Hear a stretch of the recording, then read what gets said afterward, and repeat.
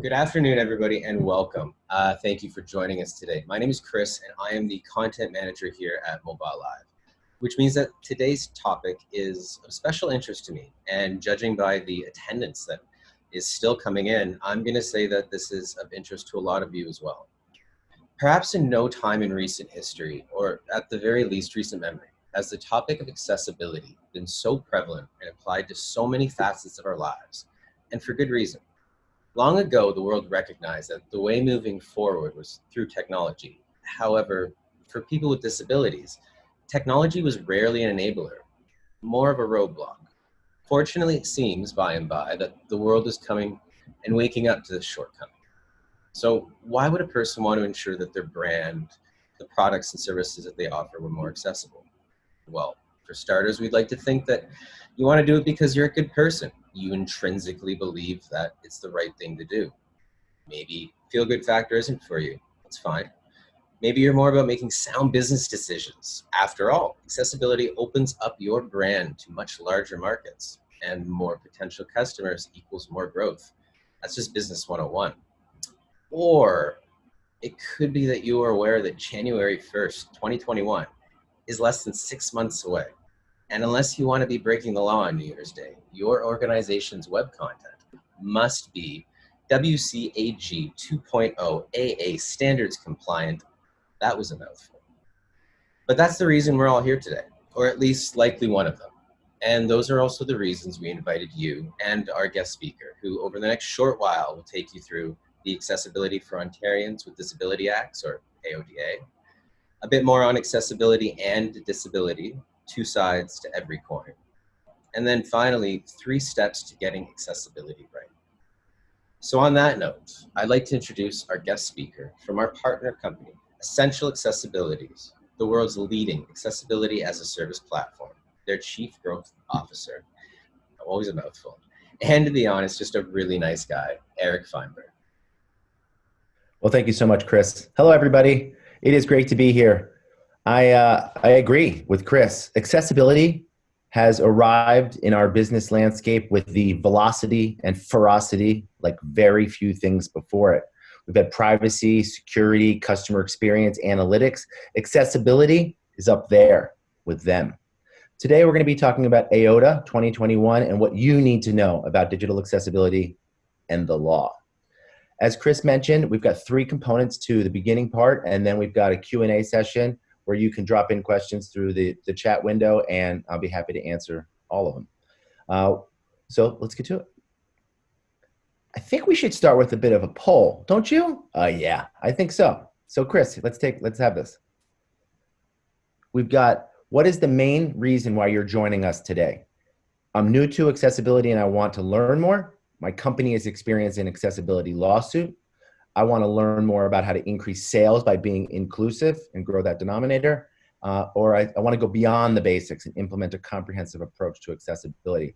So we're going to let a few folks keep answering. I think this is I'm already starting to see the answers materialize. It's about half and half. People who are new and want to learn more, you've come to the right place. And people who want to go beyond the basics and implement a comprehensive approach, also at the right place.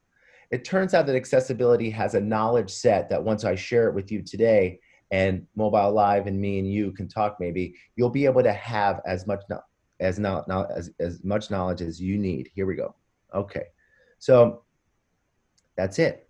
Half of you want to learn more and half of you want to get past it, get past the basics and really learn more about comprehensive approach to accessibility. Awesome.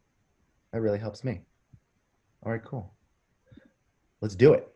AODA. So what is AODA? How do you say it? What is it? So we pronounce it AODA, and it's the Accessibility for Ontarians with Disabilities Act. It's a statute enacted back in 2005 by the Legislative Assembly of Ontario, and its purpose, its North Star mission, was to improve accessibility standards for Ontarians with physical and mental disabilities to all public establishments by 2025. In the United States, there's a version of this called the Americans with Disabilities Act, or the ADA. And coming up in Canada, there's the Accessible Canada Act, which all of them round out to be, similarly gold, which is that we want to provide accessible experiences across all public establishments. Now, that means online and offline. We're going to focus on digital accessibility today and the AODA components for that.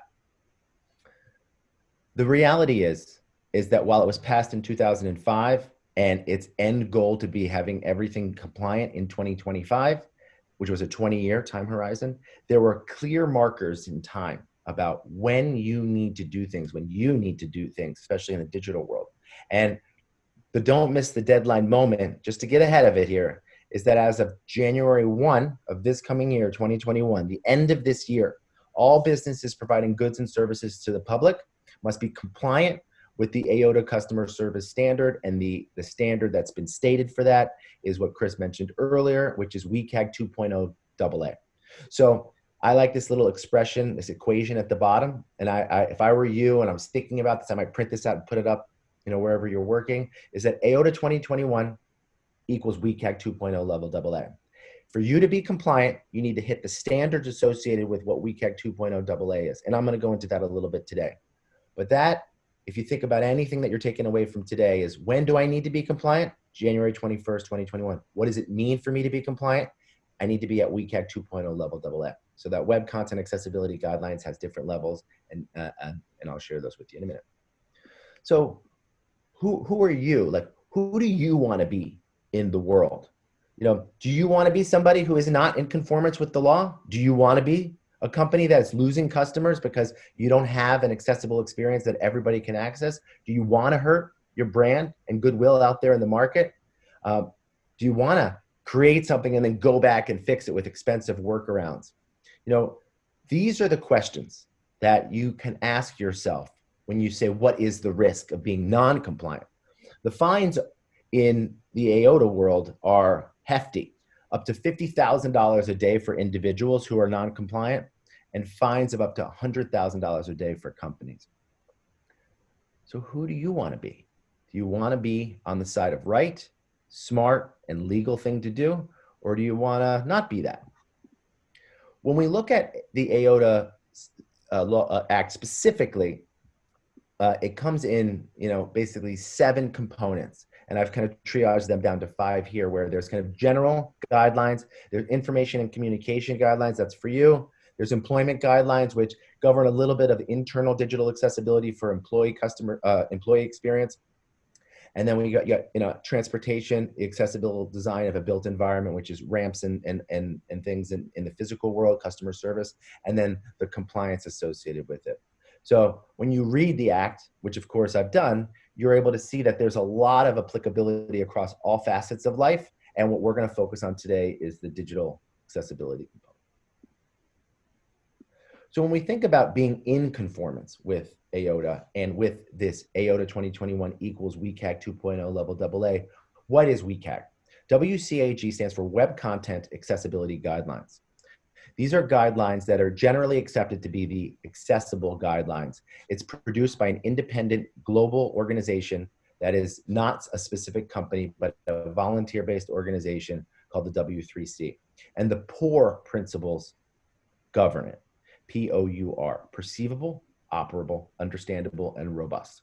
So if you're perceivable, can you still perceive all the information regardless of your ability? So in the digital world, that means, are your images alt texted? Are they described so that somebody who's using a screen reader can engage and understand them clearly and intelligibly? Are the videos captioned? Just like we're doing live captioning right now of this webinar, because all webinars should be live transcripted, captioned. Of course they should be, because that's the world that we live in. And if you attend a webinar that isn't that way, you should say, hey, I was on a webinar that was better because it was live captioned. So maybe you can consider doing that to be more inclusive, whatever company that you're attending that in the future. Operable. Can you operate the website in the way that it was initially intended, independently, regardless of ability? And that means, do you have descriptive links instead of like here, click here? And do you have headings and structure that a screen reader can go in and understand where you are at on the page? Is it understandable? This is about using plain language and having consistent customer experience so that things are predictable and understandable. This is basically information architecture 101. If you do a website really well, you're going to have these things. And then robust. Can the content work well with assistive technologies like screen readers? Does it have metadata to describe what things are so that screen readers and other assistive technologies can engage with it? These These are the beginning components of what it means to be WCAG compliant. This is the headline. And then as you get into the specific measurement approaches, you'll be able to know if you are good or not conformant at some of these things. Many people at this time, if in their learning about accessibility, ask me this question. If I'm WCAG compliant, does that mean if I'm a global business, it works for me everywhere? And the answer is yes, absolutely yes. So while the laws and the acts might be national or provincial or state by state, the guidelines are global. Everything trees up to the global guideline. So if you've got AODA, if you've got the Accessible Canada Act, if you've got EN 301-549, which is the European Union's Act, if you've got the Americans with Disabilities Act in the US, Section 508, which is government in the US, all of it trees up to the same thing, is that in order to be compliant, you need to be WCAG compliant. Now, AODA has a specific demonstration to be WCAG 2.0 level AA. Some of these others might ask for a little bit more. And just a quick aside is that the difference between 2.0 and 2.1 is mobile. Basically, when you went from 2.0 to 2.1, the additional criteria for WCAG compliance addressed things like mobile device telemetry, portrait and landscape, and responsive design and things like that. So just so that you know, little side benefit. I wanted to play something for you here. I can talk to you about accessibility, and I will, about what governs it and how important it is, and I could hopefully suggest to you strongly that it's the right, smart, and legal thing to do. But one thing that I've learned is that I want to listen more than I speak. And in this particular case, I want you to hear from people who are experiencing inaccessibility. So this is an interview that we did with 4 people that I know, and they're just going to describe for you what accessibility is like from their perspective. I'll let them introduce themselves to you. One moment. Ooh. I knew I was going to do that, Chris. Here we go.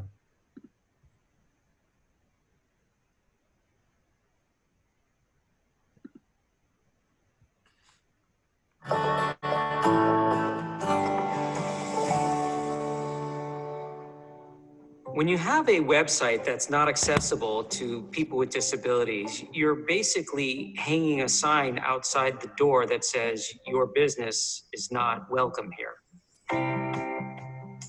Hello, my name is Mark. I am visually impaired. I also like to use the word blind because I really can't see much.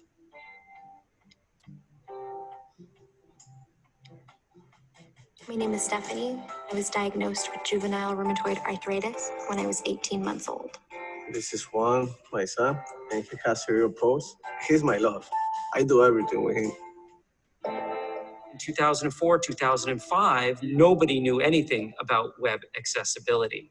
Going online back then was a real disaster, was a real nightmare. Now fast forward to 2019. Few buttons are clearly labeled. We still have a lot of inaccessible web products, but there are standards.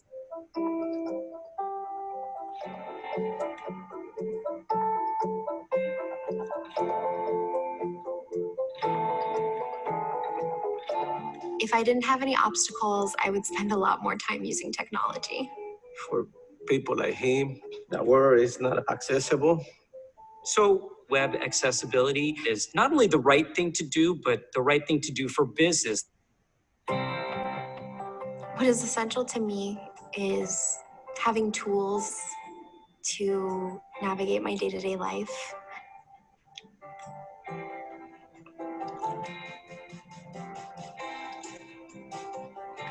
I think we can change the stereotype. If people know more kids like him, there's a better way to see life. I might look young, but I speak for an aging population.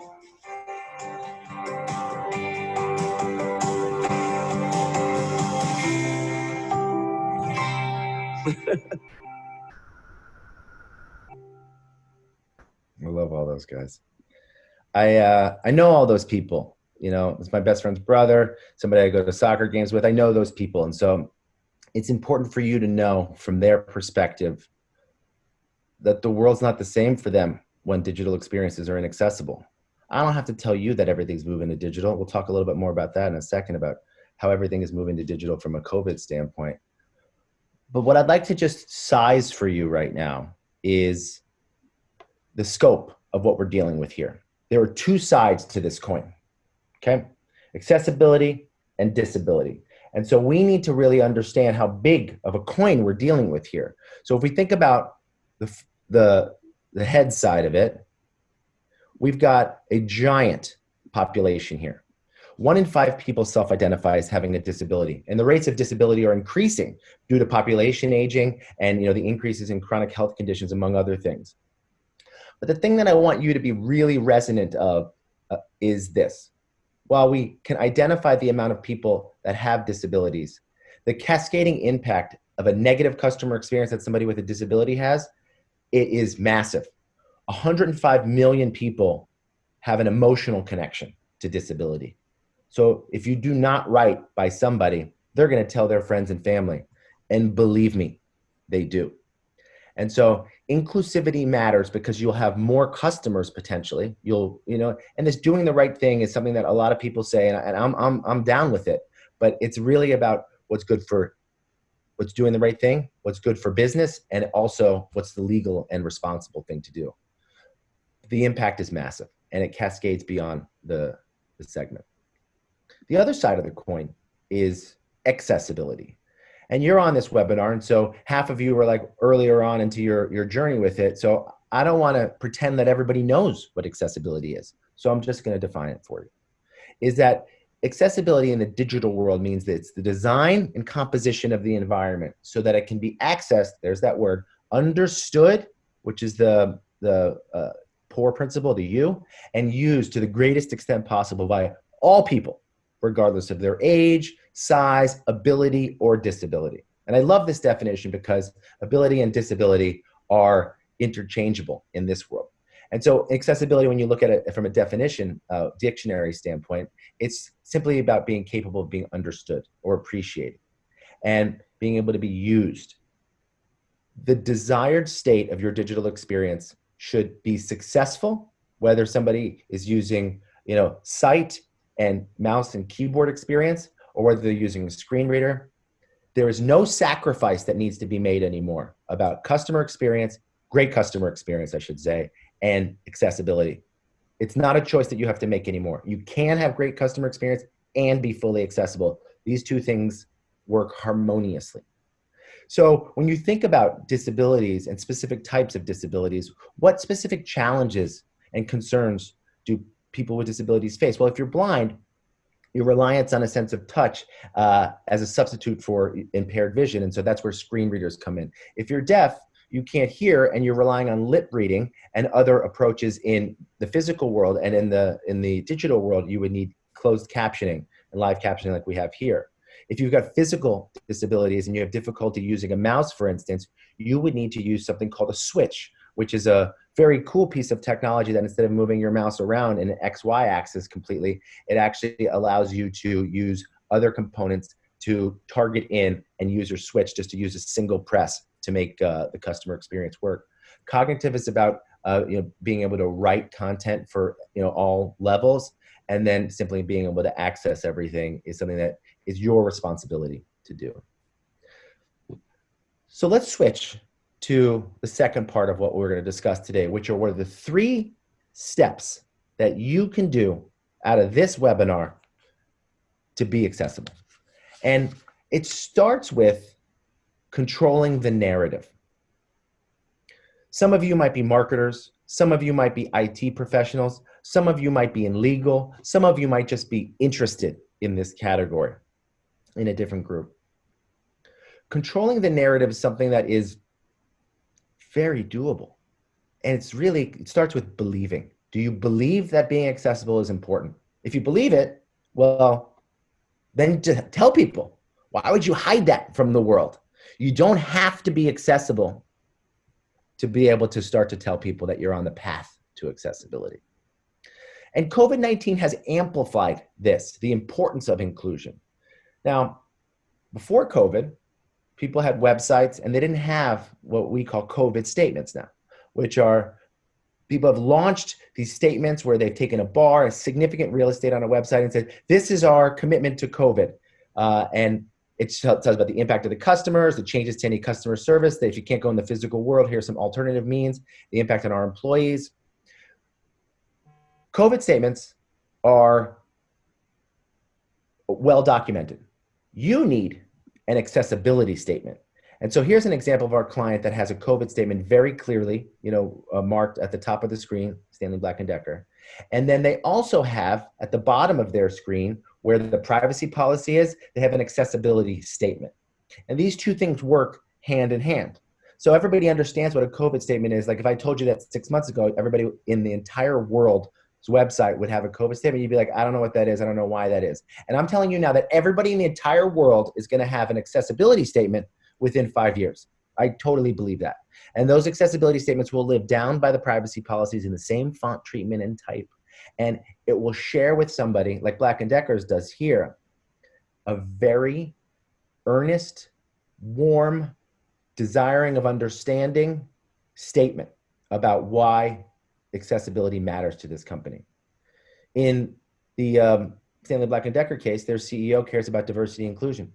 He says that it's essential for them to achieve their vision to be diverse and inclusive. Amen. I love that. So he wants to say that to the world, and so he does in this accessibility statement, which is the last part of it. In the middle part of the accessibility statement, if you could read that, it talks about the Web Content Accessibility Guidelines. He's an American company, so he talks about ADA instead of AODA, and he actually talks about us, Essential Accessibility, as his partner for it. Everybody needs to have an accessibility statement. If you're not accessible and you don't have an accessibility statement, that's worse than being accessible and not having an accessibility statement. You got to tell people you're on the path to it. People with disabilities using screen readers know that you have an accessibility statement or not. And when they don't, it's like Mark, the guy from the video said, it's like hanging a sign outside the door that says, their business is not welcome here. Don't be that. And whatever industry you're in, this is applicable. Whether you're in e-commerce, transactional experience, financial services, whether you're a big company or a small company, whether you're serving employees or customers, all industries look like this to somebody with a disability when the site is not accessible. It's like sitting in a wheelchair at the foot of a steep flight of stairs without a ramp or an elevator. Don't be that company. And so we think about the different types of disabilities that we learned about here. The WCAG access point that we're talking about here is WCAG 2.0 level AA. So I have the chart here because if you're, say, 2.1 level AA compliant, that's 30 plus 50. There's 50 criteria for that. For you to be WCAG 2.0 level AA, it's 38 criteria for that. And so that is where you need to be. And so we have a checklist that Mobile Live and I can share with you afterwards to be able to show you what the 50 or 38 criteria are that you need to pass. But I like to have the superimposition of this chart and these people because, I know these people. So when I do accessibility work, I think about them. Like, why would I make a website that Mark can't use? Why would I do that? Why would I do that to the world? Why would I do that to him? So if you can personalize it in any way for you, if you have an understanding of it in a personal level, that's really where I think you can start. Consider all customers, step 2. It's about protecting your brand and growing your funnel. Your brand has a why. Why do you exist? What's your purpose? So an accessibility statement is a chance outside of the construct of a well-designed website to be able to have a moment to break through and state with clarity why you exist, why you're doing this. And a brand building moment like this is hard to find. We're trying to find them or break through in social. You have a chance here. Write an accessibility statement, tell people why you're awesome, tell people why you're doing this, and post that to social. The second thing is accessibility supports acquisition. When you have an accessible site, there is a very compelling business case to be made for meeting or exceeding those standards. The return on disability, like you say ROI in the business world, and ROD, return on disability, is massive. And so when you're WCAG compliant, you have that ability. For those of you that have customers that you're trying to attract in the digital realm, it reduces the cost per customer. And when you have a website or other digital experience that is accessible, it has a very proven growth effect on organic search traffic. The big one, Google, tells people about this all the time. So if you search on Google's blog about accessibility and SEO, there's probably scores of them by now of great examples of when something is accessible, it's rated higher. It's an easy win. And it increases conversion. So once you get somebody on site, meeting accessibility standards has this bonus of making the funnel a little bit fatter. It opens it up. It optimizes your conversion rates because all the thinking that goes through making something poor principle appropriate is the same thing that helps you to grow conversions across the board. Step 3, my favorite, get started. Just get started, people. Let's do this. And in order to get started, I wanted to just give you the 5 stages of digital accessibility compliance so that you can ensure and enhance the customer experience for people with disabilities. The first step, you don't even need to do an audit yet. You got to fortify, you got to build a moat around your digital experience and really help the world to understand that you care about this. The fortification time is about writing and posting the accessibility statement, about posting other things like this recognizable icon that we have, and it's about starting the process with a third-party provider. And so you have the logos on the bottom here for those of you that are on the webinar to know that the areas where we partner together with Mobile Live, or Mobile Live works independently, and where we work independently. It's just hopefully easy for you to understand that. Step 2, this is the magic. We audit. We use automated and manual and functional tests to be able to understand how in conformance or out of conformance your experiences are.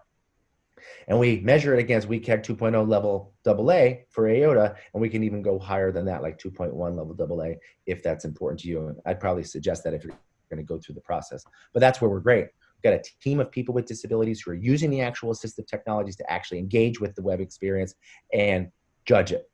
Automated testing alone only gets you about 1/3 of the way there. The rest of it, you need people, software and people. Mobile Live has great expertise at that because we're a partner. And so the third part is really about remediation. We will understand and audit and give code level guidance very specifically about exactly what it is to be in conformance. And then you got to make the change. You got to make the change to be successful. And so that's where we have great partners like Mobile Live. High five, Chris. High five, everybody. And then the fourth one is to validate. As soon as we're done with that, we're going to want to retest, because that's where you get those awesome certification and conformance statements.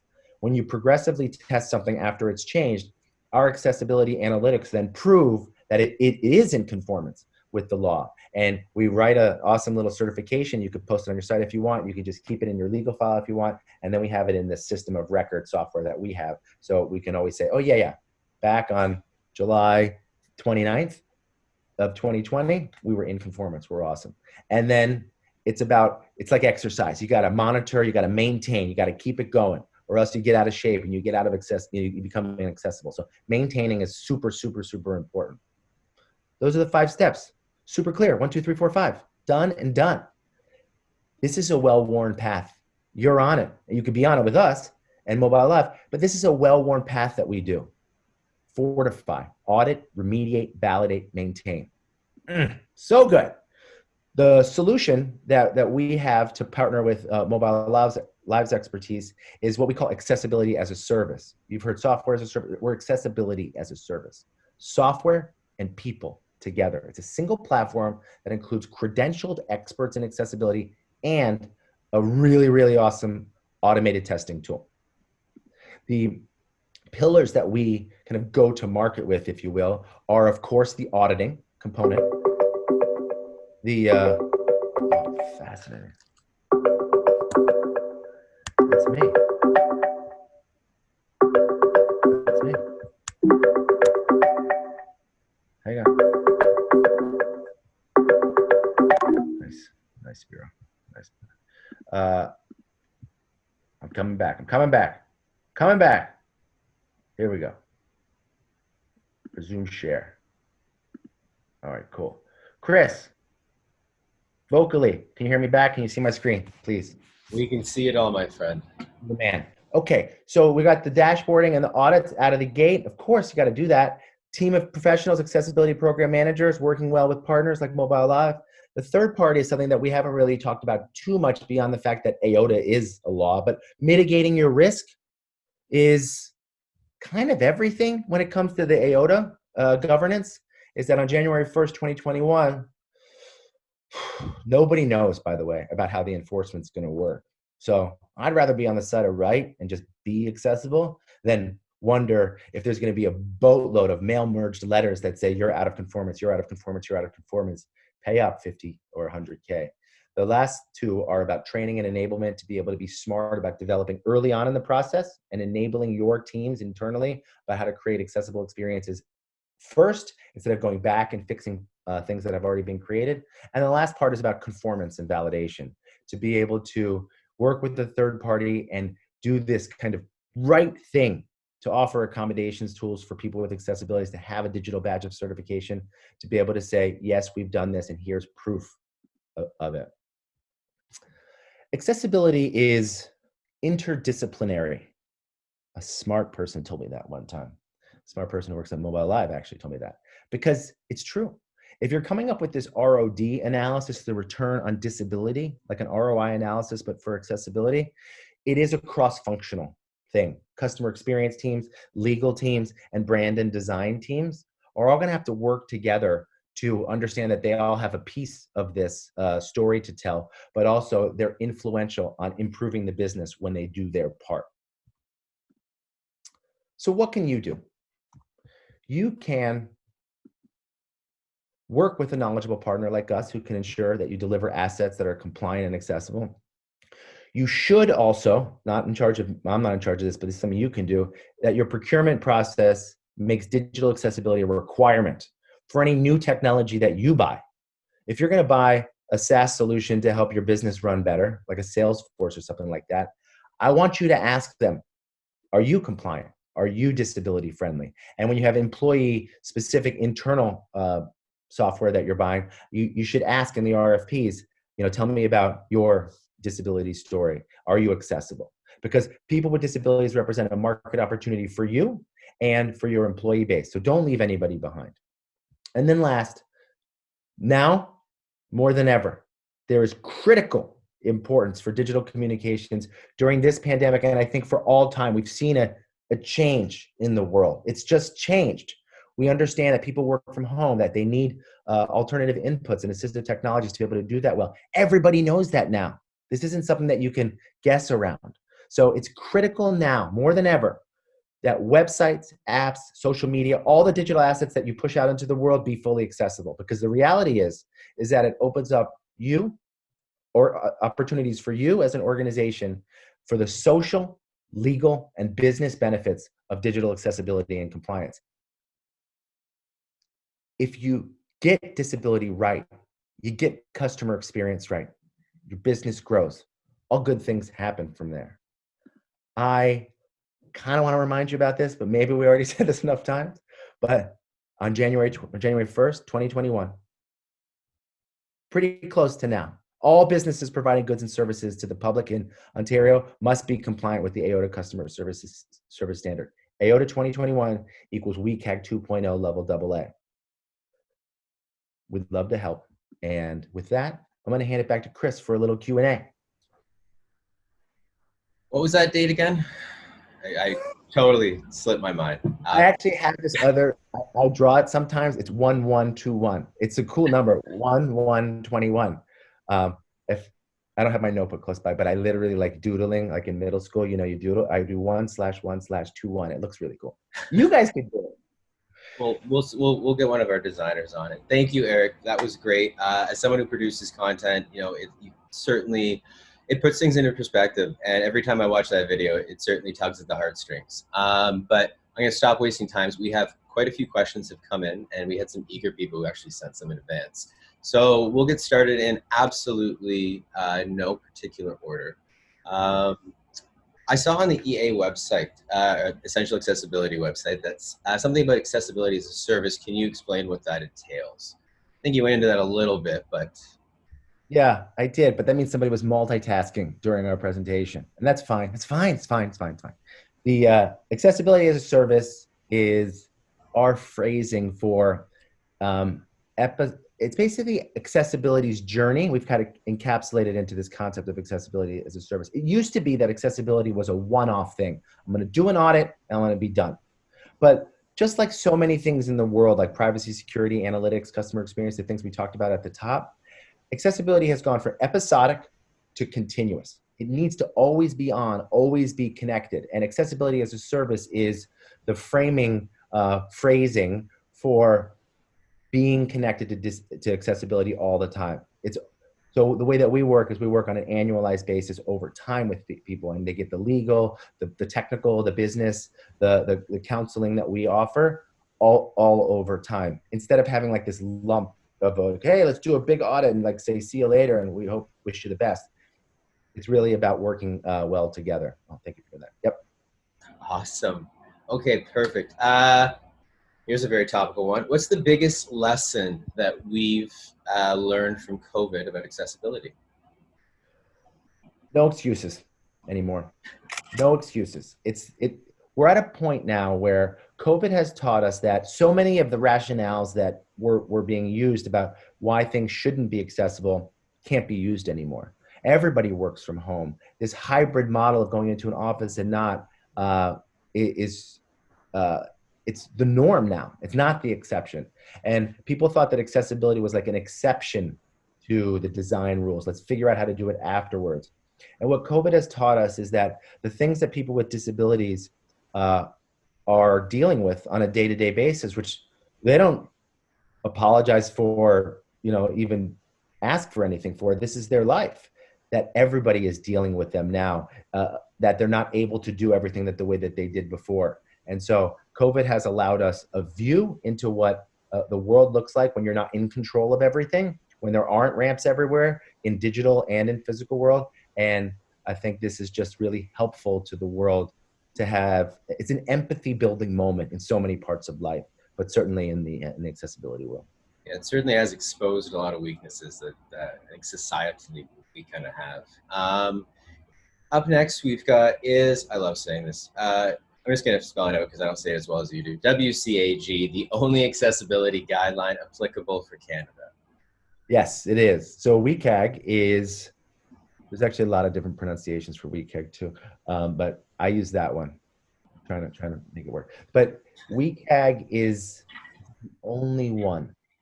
It's a great question. We have a wonderful person, an attorney that we work with, who's very well versed in the disability rights world. And she would say at this point, well, it's not the only one, but if you can find another one that's as uniform and welcomed as that, go ahead and use it or invent your own. And I think that's really the key here is WCAG is like a gap accounting principle. It's a generally accepted principle, set of principles that works. For instance, every single legal decision that has been made where somebody's lost an accessibility lawsuit and the company has been told that you need to become accessible, every single one, which is a weird thing to say. Usually there's like an exception to the rule here and there. No, every single one has as its remedy, which is the legal word for how do you fix it, WCAG. What level it's dependent on the suit, but every single one has that. So if there is ever any other thing, tell me about it. I don't know about it, which would be weird, but WCAG is the one. It's the one. Well, that question seems like the only most appropriate follow-up. I have heard about the ACA, or Accessible Canada Act. Do you know what that entails, and should I already be doing anything? Yeah, so the ACA, which is the Accessible Canada Act, it's got a vision in Canada to basically take what has worked from an AODA standpoint and nationalize it. Not in a bad way, nationalize it, but basically give those governance principles a more broad view.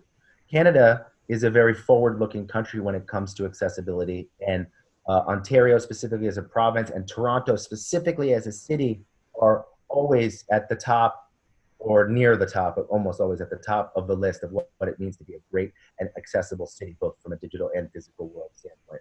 So the ACA basically is a broadening of the principles that AODA has started to socialize and really as that the Ontarians have benefited from, and give it more of a broad reach from an ACA standpoint. The vision of ACA, Accessible Canada Act, is simply this: it's to proactively eliminate and prevent barriers to ensure greater opportunities for people with disabilities. It's not about doing something new or different or creating separate buildings. It's just about getting rid of barriers and letting everybody live their fullest life equally, equal access. So the ACA is that, and that's going to kind of come into conformance, from a legal standpoint. It'll have its own dates. That's not really clear yet where those are, but AODA is the forerunner to that. Okay. And just being a little aware of time, I think this is a great final question and an eager one. Where can I request an accessibility audit? I suppose this is kind of where the journey would all begin. Yeah, I mean, this is where the journey would all begin. If I was on this webinar, I would say, like, I don't know anything, or like if you're the 50% that were in the beginning, let us, Mobile Live and me, do an audit for you. We'll run your site through our gauntlet. You might be not happy with the scores, but I will tell you now, whatever the score is, the fact that you know it is a step forward in the correct direction. So in order to be able to do that, you can send me an email directly, eric@essentialaccessibility.com. You can reply to Chris and all the emails that you received for this webinar. But we've got checklists and other things that I think would be very beneficial to you. And the audit would be fun. And then we can meet face-to-face, Zoom to Zoom, like this, and talk through your independent specific site. Okay. We do have a couple of more questions in the queue, and I apologize for not being able to get to all of them today, but we will most certainly be reaching out to everybody to respond to them. I just want to give a special thank you to Eric from Essential Accessibility for joining us today and accepting our invitation to present. Do keep your eye on your inboxes, as of course we will be sharing a recording of this webinar with everyone in attendance. And if your questions did not get answered, or if they happen to come up a bit later after this webinar has ended, do not hesitate to reach out and we will be more than happy to get an answer. Once again, thank you so much for taking the time out of your day. We really appreciate it, and we hope everybody enjoys the rest of their day.